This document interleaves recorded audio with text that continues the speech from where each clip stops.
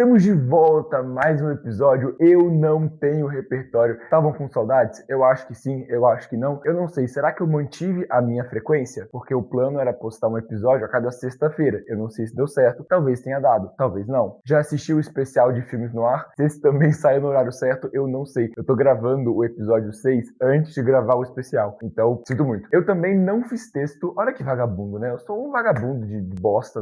Eu ainda quero trabalhar com pré-produção. E eu não fiz a pré-produção, que é o roteiro. Foi mal aí. Chama do futuro. Ilha do Medo. Martin Scorsese.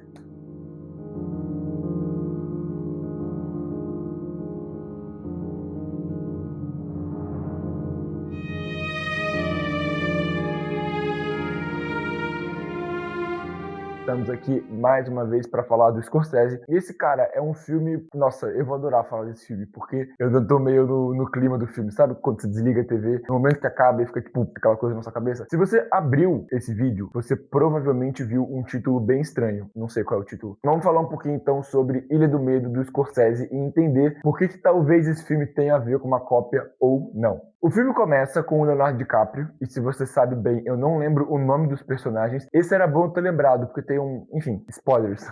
Esse filme também conta com muitos spoilers, tá? Então, cuidado com o que você pesquisa na internet, porque qualquer spoiler que você recebe estraga o filme. É um filme que você precisa ir sem saber de nada. Inclusive, o meu briefing do filme vai ser um briefing bem medíocre, mas é de propósito para que você possa aproveitar ao máximo a sua experiência vendo A Ilha do Medo, beleza? O Leonardo DiCaprio começa num barquinho lá com um companheiro que ele acabou de conhecer para visitar uma ilha. E essa ilha, na verdade, abriga uma espécie de hospital psiquiátrico em que as pessoas ficam internadas lá. Só que não é simplesmente um hospital psiquiátrico qualquer, é um hospital psiquiátrico... Nossa, olha a minha dicção, que bonita. Hospital psiquiátrico. É feito para prisioneiros. Ou seja, se você cometeu algum crime e você é um pouquinho doido da cabeça, você vai ser tratado especialmente lá. E o Leonardo DiCaprio é um detetive e ele tá lá para tentar descobrir um caso de uma menina que aparentemente fugiu. Só que como é que você foge de uma ilha? Eu não sei. E aí são todos os desdobramentos sobre a Ilha do Medo. Eu vou contar só isso do briefing do filme, porque realmente se eu contar mais, eu vou estragar a sua experiência. Mas é basicamente isso. É um filme que é extremamente tenso o tempo todo. Enquanto Inception, do Christopher Nolan, é um filme meio ruim em questão de tensão, na minha visão, esse filme ele consegue ser tenso e escalonando cada vez mais. Eu já tinha assistido alguns filmes do Scorsese, eles estão passando por aí na tela, caso você queira saber, e eu nunca tinha visto um filme do Scorsese que fosse de terror. Esse não é necessariamente terror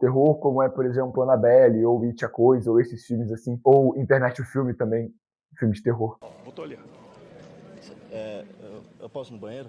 Mas ele é um filme que ele tem algumas características aí um pouquinho do terror, ele tem uma vibe bem mais psicológica, justamente pelo fato do DiCaprio estar em um hospital psiquiátrico, faz com que tudo isso se aflore cada vez mais. Então é um filme muito sobre mindset, sobre sonhos, sobre alucinações, é bem interessante e tem muito de terror. É um filme um pouquinho pesado, ele não é pesado que nem A Substância é pesado, ele é pesado de tipo criança morrendo, sabe, sangue, um pouquinho assim, mas também não é sangue que nem Goodfellas. É um filme que você precisa ter um pouquinho de estômago, mas cara, se você for um adulto responsável, uma adulta responsável, dá pra ver, tranquilo. É um filme que talvez mexa um pouquinho com você, principalmente se você for mãe, se você for pai, mas sugiro que você assista, tá bom? Ilha do Medo, muito legal. Por que o título é esse, né? Falando um pouquinho disso. Porque Martin Scorsese é um cara muito renomado, é um cara muito bom, é um dos melhores diretores da história do cinema. Porém, esse filme ele tem talvez inspirações demais de um outro filme mais antigo que muitas pessoas não assistiram, que é O Gabinete do Dr. Caligari. No meu primeiro vídeo, na minha primeira cena, eu faço uma referência ao Caligari. Não ao Caligari, ao Cesare. É um filme de 1920, alemão, do expressionismo alemão. E, cara, é um filme muito interessante. Fala a história de um cara que encontra um outro cara na praça e ele começa a contar a história de umas situações que aconteceram em uma cidade distante. E aí ele fala sobre um tal de Caligari, que é uma espécie de doutor psiquiátrico. Tem um sonâmbulo, vai fazendo apresentações em circos e em feiras. Só que, do nada, começa a acontecer uns assassinatos na cidade e começa a suspeitar que o sonâmbulo tá matando essas pessoas. Eu não vou contar o final de de Dr. Caligari e nem o final de Ilha do Medo, porque eles têm algumas semelhanças. Se você já viu um dos dois filmes, eu te garanto que não estraga a experiência, porque ambos têm as suas particularidades nos seus plot twists. Então não vai ter nenhum problema você saber de um para assistir o outro. São filmes que têm um final muito parecido e eles tratam essa mesma ideia de hospital psiquiátrico muito pela ideia de que o Cesare, que é o sonâmbulo, está sendo controlado por um psiquiatra, que é o Dr. Caligari. Como eu falei, eu não vou dar tantos detalhes aqui, porque senão eu vou estragar a obra, as obras no caso. E eu já falei pra vocês que aqui a gente não dá spoilers para que você também possa construir repertório junto comigo. E isso é muito interessante quando a gente pensa no Scorsese, porque você fazer um filme que tem muitas inspirações de outro filme de 1920 é a prova de que talvez você tenha repertório, que você estudou os caras antigos e que você consegue produzir uma coisa nova através disso. Parabéns, Scorsese. Scorsese tem repertório e eu não. Mas é isso. Vamos voltar a falar um pouquinho de Ilha do Medo, só pra eu poder falar um pouquinho mais sobre o filme. É um filme que tem um elenco de peso, cara. A gente vai ter o DiCaprio como protagonista e a gente vai ter o Mark Ruffalo como o Hulk, né? O coadjuvante do DiCaprio. E tem muitos outros atores de peso que eu não vou lembrar o nome agora. Eu acabei de ver o filme, mas eu conheço os rostinhos. Cara, é um elenco muito bom. Eu acho que eu não vi uma atuação nesse filme que eu achei minimamente questionável. E é um filme, como eu falei, por se tratar um hospital psiquiátrico, ele vai te envolver em muitas tensões e cenários psíquicos. Então, você precisa ativar a sua suspensão de descrença para poder assistir esse filme. Mas chama, o que é suspensão de descrença? Achou que tinham acabado as videoaulas? Não.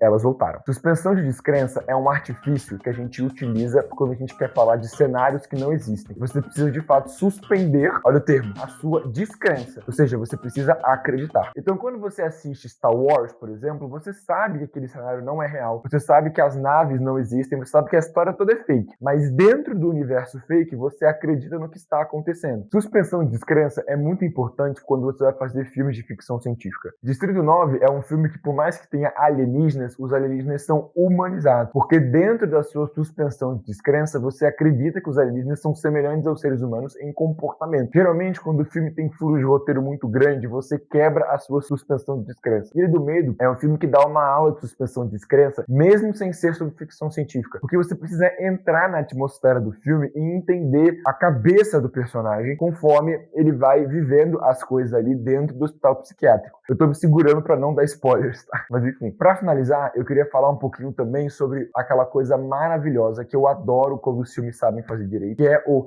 narrador não confiável. O que é isso? Narrador não confiável, como o nome já diz, é quando a gente não pode confiar no ponto de vista que a gente está assistindo. Quando a gente vai ver um filme um pouquinho mais geral, como o filme da Pixar, por exemplo, ou qualquer outra coisa, a gente tem um filme que é como se a gente estivesse olhando do ponto de vista de fora. Então isso quer dizer que a gente não necessariamente está vendo do ponto de vista de um personagem, mas do modo geral da história. É o caso de Toy Story 1, por exemplo. Por mais que você entenda a dor do Woody e do Buzz, você não está vendo o filme pela faceta dele. Você está vendo o filme de fora. Quando a gente fala de narradores não confiáveis, é na verdade o contrário. É como se a visão do narrador, ela te corrompesse. Então você não vê o filme mais de forma imparcial, mas você vê através do narrador. O termo narrador não confiável, ele vem da literatura. O livro mais famoso que você provavelmente conhece, que tem um narrador não confiável, é Dom Casmurro. E realmente é um termo que vem da literatura porque a ideia de narrador não confiável, ela é literária, porque filmes não têm narradores, só que a gente traz essas coisas pro cinema. O Gabinete do Dr. Caligari é o primeiro filme da história que trata com narradores não confiáveis, e isso é maravilhoso, e dá um passo para outros filmes poderem seguir dessa mesma forma. É muito legal isso, porque quando você assiste um filme que tem um narrador não confiável, você começa a perceber que as coisas que estão acontecendo não necessariamente são a verdade, então você começa intelectualmente a procurar a verdade, e isso é muito legal. Cara, Ilha do Medo é um filme que, se você ainda não assistiu, assista. Não é esses filmes difíceis, é um filme que todo mundo consegue assistir e é um filme